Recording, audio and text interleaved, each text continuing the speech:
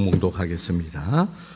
열왕기상 19장 1절에서 4절 말씀입니다. 열왕기상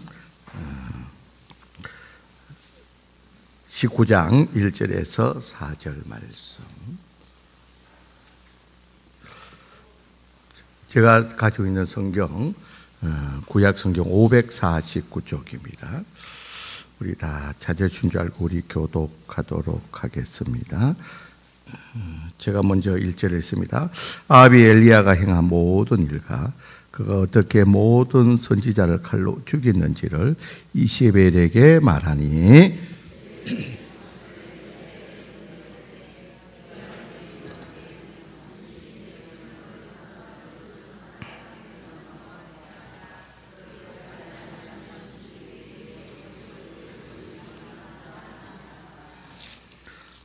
삼절입니다. 그가 이 행편을 보고 일어나 자기의 생명을 위해 도망하여 유다에 속한 브엘세바에 이르러 자기의 사안을 그곳에 머물게 하고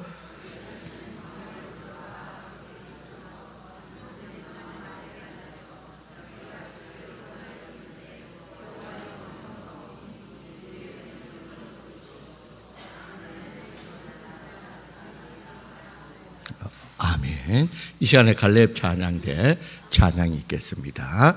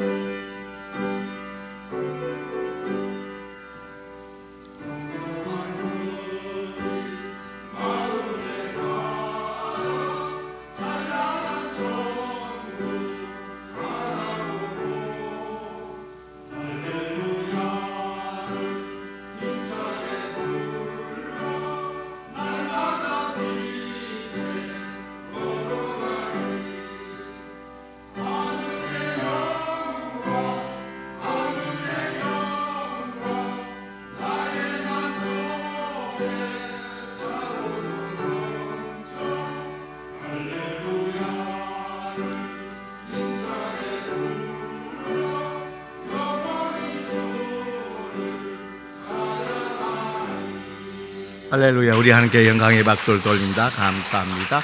기도합시다. 사랑이 많으신 하나님 감사합니다. 오늘 우리 갈렙 찬양을 통해서 하나님 영광 받아 주시고 우리 갈렙 찬양대 하나님께서 은혜 주셔서 늘 건강하고 또 하나님께 맡은 이 사명 건강함으로 잘 감당케 하여 주시옵소서. 오늘 이 시간에는 또 말씀을 선포하는 시간입니다.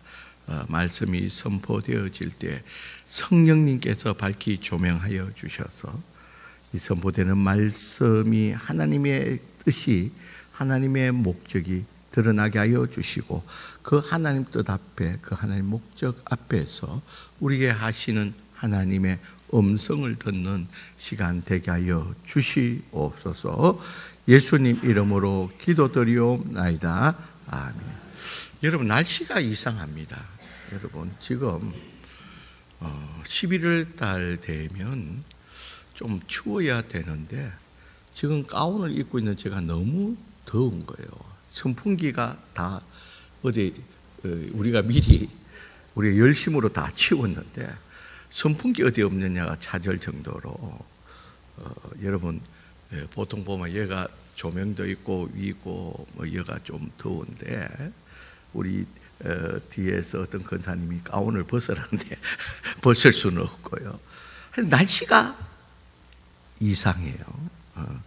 이 가을인데 봄에 피는 꽃이 피질 않나. 이상하니까. 여러분, 우리들도 사람들도 좀 평소에 하지 않는 이상 행동을 하게 되면 우리가 흔히 하는 말이 뭐예요? 죽을 때가 됐나 그렇게 합니다. 평소에 하지 않는 행동을 하게 되면 저 사람 변한 거 보니까 죽을 때가 되었나 그렇게 말을 하고, 또 우리가 어떤 경우에 모처럼 그분을 만났는데 그분이 가지고 있던 이미지가 있습니다. 그런데 모처럼 만났는데 보니까 너무 많이 변해 있는 거예요. 그럴 때 우리가 많이 당황을 하게 되고, 다른 사람이 아니 또 내 자신도 어떨 때는 너무 내 모습에 당황을 하게 되고 내 모습에 실망했다는 그런 말을 하기도 한다는 겁니다. 자, 그런 의미에서 오늘 본문에도 정말 평소와 달리 너무 이해할 수 없는 그런 행동하는 사람을 보게 됩니다. 그가 바로 오늘 말씀에 나오는 엘리야입니다. 자, 오늘 보면 1절에 보면 아합이 엘리야가 행한 모든 선지자를 칼로 죽인지를 이스라엘에게 말하니라. 자, 북이스라엘 왕 아합 왕이 자기 아내 왕비 이세벨에게 말하기를, 자, 있었던 일, 다시 말해서 이 엘리야가 행한 일을 이야기하게 됩니다. 자, 여러분, 엘리야가 행한 일이 무엇입니까? 그 내용이 바로 앞장 18장에 자세하게 나오게 됩니다. 자, 이스라엘에 지금 3년 6개월 동안 비가 오지 않았습니다. 아침에 새벽에 내리는 이슬도 내리지 않았다는 거예요. 그러니까 지금 이스라엘 가운데 너무 힘든 그런 시간들을 보내고 있다는 거예요. 그러면서 이스라엘 백성들 가운데 갈등이 일어납니다. 정말 우리에게 하늘에서 비를 내려주실 하나님이 누구인가? 우리 조상 때부터 믿어왔고 우리를 출애굽시켰던 여호와 하나님이 정말 우리 지금 비를 내려서 우리를 도와주실 것인가? 아니면 지금 우리 주변에 많이 섬기고 있는 풍요의 신이라고 말하는 이 바알과 아세라가 하늘에서 비를 내려서 우리를 도와줄 것인가? 우리를 죽음에서 이끌어 구원해낼 것인가? 여기에 대한 많은 사람들의 서로 논쟁이 있었다는 겁니다. 자, 이런 상황 가운데에서 이 오늘의 주인공 엘리야가 이 북이스라엘 왕 아합에게 제안을 합니다. 왕이요, 누가 하나님인지를, 정말 여호와 하나님이, 우리 조상 때 믿어왔던 여호와 하나님이 정말 하나님인지 아니면 바알과 아세라가 하나님인지를 우리가 한번 알아보자는 겁니다. 어떻게 알아보느냐? 각자 송아지를 하나 잡아서 제물을 삼고 거기에 나무를 놓고 제단을 쌓고 하늘에서 불을 내리는 자가 그래서 그 재물을 온전히 태워서 연락하는 자가 하나님인 것을 우리가 확정 짓자는 거예요. 자, 그러니까 아합 왕도 그 제안에 좋다고 승인을 했습니다. 그래서 이 갈멜산에 이 여호와 쪽의 사람, 또 바알과 아세라 사람을 모았는데, 이 여호와 쪽에는 엘리야 한 명이 서 있었고, 저쪽 바알과 아세라는 850명이 그 바알 또 아세라 제사장 및 선지자가 모여 있었습니다. 그러니까 엘리야가 말합니다. 너희가 숫자가 많거니 너희가 먼저 하라는 거예요. 먼저 하라는 거예요. 그래서 이 바알과 아세라를 섬기는 이 선지자들과 제사장들이 송아지를 잡아서 놓고 나무 위에 놓고서 그들이 바알에게 소리를 치게 됩니다. 바알이 하나님인 것을 보여달라고 소리를 쳐도, 아무런 아침부터 소리치고 정오까지 소리쳐도 아무런 반응이 없었다는 거예요. 그러니까 그 850명을 향해서 이 엘리야가 당당하게 말을 합니다. 큰 소리로 부르라. 너의 신 바알과 아세라가 지금 묵상 중인 모양이다. 큰 소리를 한번 해봐라. 그렇게 이야기합니다. 그리고 너희가 아무리 큰 소리로 이 도움을 요청해도 안 하는 거 보니까 아무래도 너희 신들이 외출했는 모양이다. 이렇게 조롱하면서 말을 하게 됩니다. 여러분, 이게 나중에 이 엘리야가 정말 하나님의 그 역사가 없으면 지금 850명을 조롱함으로 850명에게 몰매를 맞을 그런 위험한 일을 하게 된다는 거예요. 자, 아무리 해도 이 바알과 아세라에 아무런 불의 반응이 없자 이제는 엘리야가 하게 됩니다. 자, 엘리야는 어떻게 하냐 하면요, 이 송아지를 잡고 이 제단을 쌓고서 그 주위에 도랑을 파고서 주변에 가서 물을 길러가지고 거기에 가득 이 도랑에 물이 넘칠 정도로 그 송아지나 나무 장작이나 흠뻑 젖을 정도로 어렵게 물을 구해가 적시게 됩니다. 자, 보통 불이 내려와서는 이걸 태울 수가 없습니다. 여러분, 물 묻은 장작이 타던가요? 타지 않습니다. 강한 하력의 집에 넣으면 몰라도 타지 않는다는 거예요. 그렇게 하고서 이 엘리야가 하나님께 기도합니다. 하나님, 응답하소서. 여호와가 하나님인 것을 이들이 알게 하나님 불로 역사해달라 했을 때 하늘에서 불이 내려가지고 이 재물과 젖어있는 장작과 도랑의 물이 다 핥아질 정도로 강한 불이 내리게 되었습니다. 그러니까 누가 하나님입니까? 여호와가 하나님이라는 것이 입증이 되었다는 겁니다. 그러니까 이 바알과 아세라를 섬기고 그 제사장과 선지자들은 이 백성을 하나님도 아닌데 하나님이라고 속였다는 거예요. 그러니까 그들을 잡아서 이렇게 이 이스라엘 백성들 현혹해 한 이 850명의 이 제사장들을, 바알을 섬기는 제사장들을 잡아가지고 이스라엘 백성들에게 기손 시내로 데려가서 거기서 다 쳐 죽이게 됩니다. 자, 이 소식을, 이 일들을, 그러니까 이 이세벨 여왕에게, 왕비에게 수족 같은 이런 아세라 바알 이 선지자 제사장과 선지자 85명이 일시에 죽였다. 엘리야에 의해서 죽여졌다는 이 소식을 이세벨이 남편 아합을 통해서 듣게 됩니다. 그러니까 이 이세벨은 분노하면서 어떻게 말하고 있습니까? 2절에 보니까 이세벨이 사신을 엘리야에게 보내어 이르되, 사람을 보냅니다. 그래서 어떻게 지나게 되냐면, 내가 내일 이맘때에는 반드시 내 생명을 저 사람들 중 한 사람과 같이 하겠다. 이 말은 무슨 말입니까? 사람을 보내가 전가를 보내는데 내일 이맘때 너는 반드시 너를 죽인다는 거예요. 네 왕비인 힘과 능력에서 너를 반드시 내일 이맘때 죽이겠다는 거예요. 자, 이 이세벨 왕비의 전가를 받은 엘리야가 어떻게 되었습니까? 자, 보니까요. 자, 이것을 듣고 나서 엘리야 3절에 보면 자기 생명을 위해서 어떻게 했다는 거예요? 도망가 버렸다는 거예요. 자, 많은 이스라엘 백성들이 지금 지켜보고 있습니다.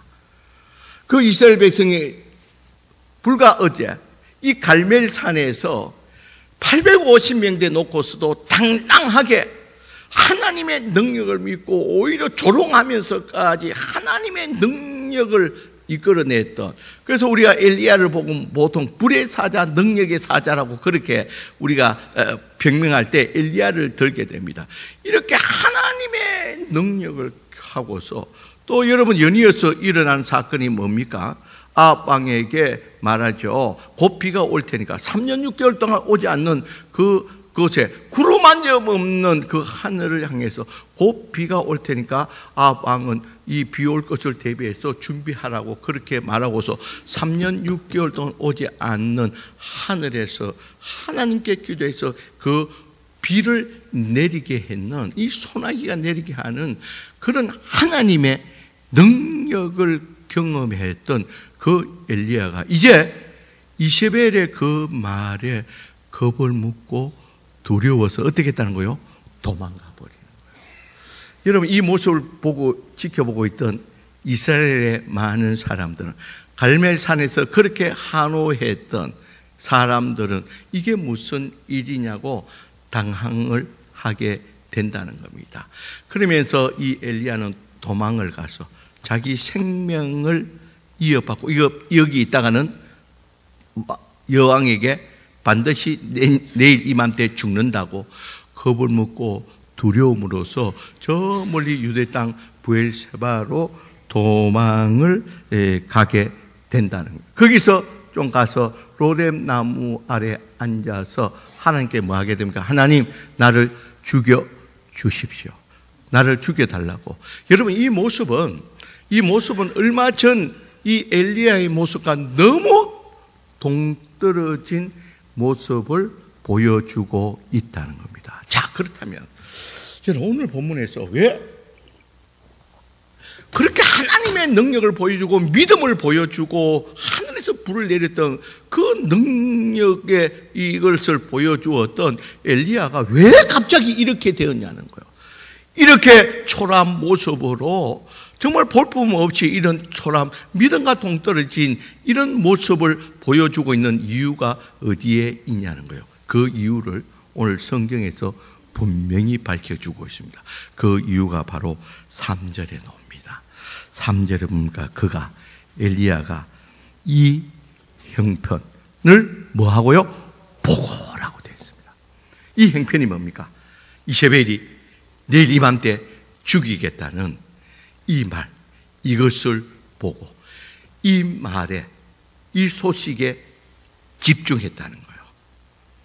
하나님을 보는 것이 아니라 어제만 해도 하나님을 보고 850대 1 가운데서 하늘에서 불을 내리고 하나님을 바라보고서 하늘에서 3년 6개월 동안 오지 않았던 하늘에서 비를 내리게 했던 엘리야가 하나님을 보지 않고 지금 자기에게 닥친 이 문제에만 집중해서 보게 되니까, 하나님을 보지 않고 문제만 보게 되니까 이 엘리야도 어쩔 수 없이 낙심하고 좌절하고 두려움에 사로잡혀서 자기 생명을 구하기 위해서 멀리 도망가게 되고, 그리고 하나님 앞에서 나 이제 죽게 해달라고, 난 더 이상 살 의미가 없다고 이렇게 하나님께 죽게 해달라고 하는 그 이유가 바로 여기에 있다는 거예요.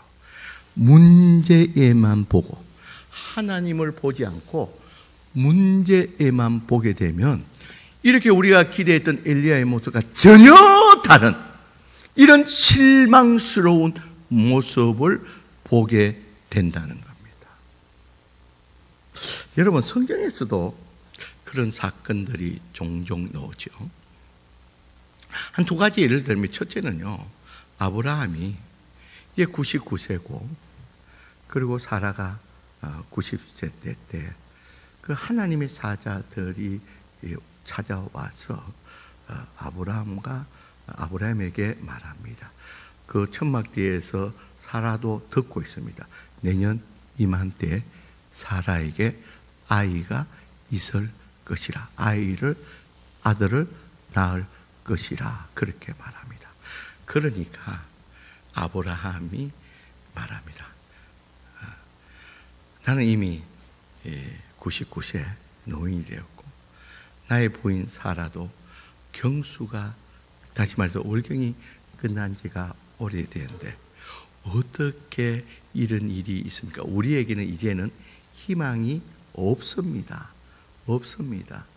하나님의 약속이 있었지만 그러나 우리에게는 희망이 없습니다. 그렇게 그 일은 일어날 수가 없습니다. 그렇게 말하니까 주의 천사가 아브라함에게 말합니다.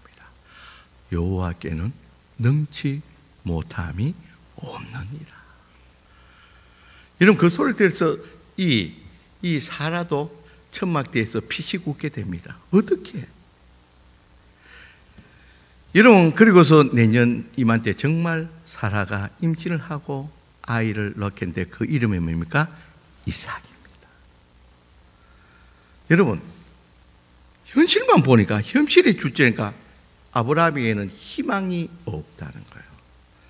천사의 말대로 여호와께는 능치 못함이 없다는 겁니다. 여러분, 하나님을, 현실을 보는 것이 아니라 하나님을 볼 때 우리에게 희망이 있는 줄 믿습니다. 여러분, 열왕기 19장에 보면 이사야서도 37장에 나오는 내용입니다만 이 북이스라엘은 이미 아수르에게 멸망을 당하게 됩니다. 그리고 그 아수르 군대가 18만 5천 명을 데려와서 예루살렘 성을 완전히 포위해 버립니다. 그래서 현실로 보면 이제 북이스라엘이 망했듯이 이 예루살렘 남유다도 망할 수밖에 없는 그런 상황입니다. 그래서 저게 장군이 랍사게가 말합니다. 히스기야 왕에게 속지 마라. 하나님이 너희를 구해 주신다는 거지 전부 안 된다. 너 북이스라엘 봐. 망했잖아. 너희도 망할 수밖에 없다. 우리가 지금 18만 5천 명을 예루살렘 성을 빽 둘러싸고 너희들 힘과 능력은 도저히 벗어날 수 없다고 했습니다.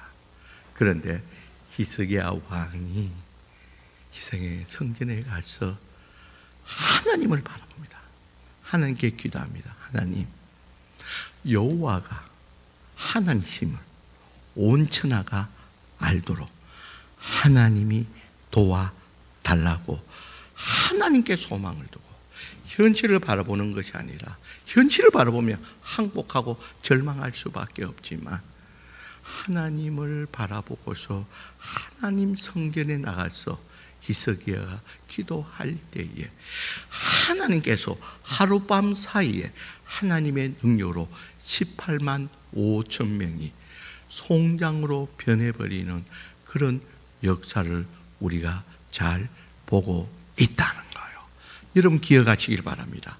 여러분 우리 인생 가운데서 문제만 집중하면 하나님을 보지 못하고 문제만 집중하다 보게 되면 우리는 절망할 수밖에 없고 낙심할 수밖에 없고 실망할 수밖에 없다는 겁니다. 여러분 어떤 문제 가운데서도 여러분 문제에만 집중하는 것이 아니라 눈을 돌려서 하나님을 바라볼 수 있는 저와 여러분들이 되시길 주의 이름으로 간절히 축원드립니다. 여러분 우리들 가운데도 이런 일들이 많이 있죠.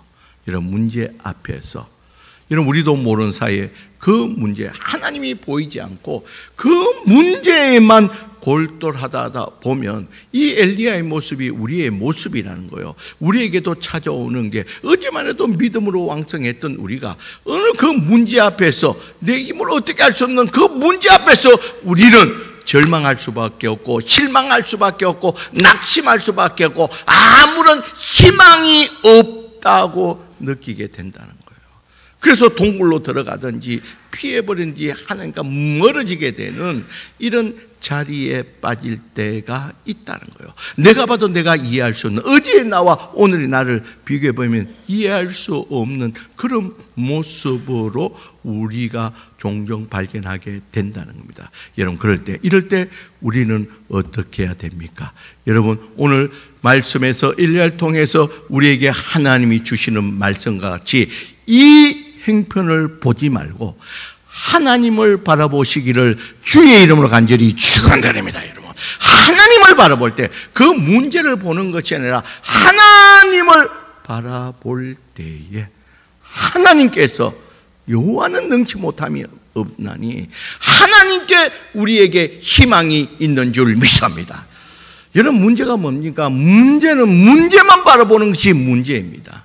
여러분, 그 문제 앞에서 하나님을 바라볼 때에 우리에겐 소망이 있고, 거기에 길이 있고, 거기에 회복이 있고, 거기에 치유가 있는 줄 믿습니다. 그리고 오늘 예배 드리는 저와 여러분들은 오늘 하나님이 우리에게 주시는 이 말씀을 다시 한 번 더 붙드시기를 주의 이름으로 간절히 축원드립니다.